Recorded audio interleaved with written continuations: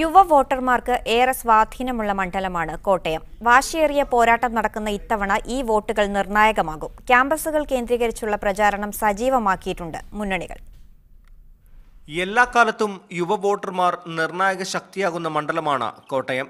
84-ൽ സുരേഷ് കുറുപ്പിന്റെ ചരിത്ര വിജയവും തുടർന്ന് രമേശ് ചെന്നിത്തലയും ജോസ് കെ മാണിയുമെല്ലാം വിജയിച്ചത് യുവ വോട്ടുകളുടെ അടിസ്ഥാനത്തിൽ തന്നെയാണ്.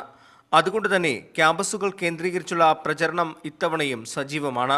മണ്ഡലങ്ങളിലെ കലാലയങ്ങൾ കേന്ദ്രീകരിച്ച് തന്നെയാണ് യുവ വോട്ടർമാരെ സ്വാധീനിക്കാനുള്ള നീക്കങ്ങൾ മുന്നണികൾ നടത്തുന്നത്. യുവതലമുറയുടെ ഊർജ്ജസ്വലതയും പഴയ തലമുറയുടെ അനുഭവ സമ്പത്തും സമന്വയിപ്പിക്കുന്ന ഒരു പുതിയ സമൂഹത്തിൻ്റെ ഉണർവ് എവിടെയും കാണാനുണ്ട്.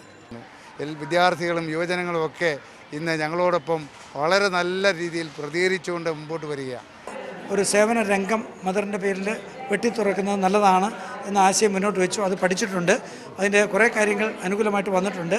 നിലവിലെ കണക്കുകൾ പ്രകാരം 14,92,711 വോട്ടർമാരാണ് ഉള്ളത്.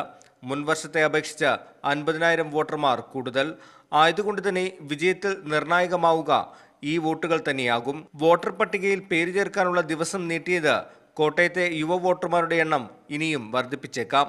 Toby Johnson, media 1, Kottayam.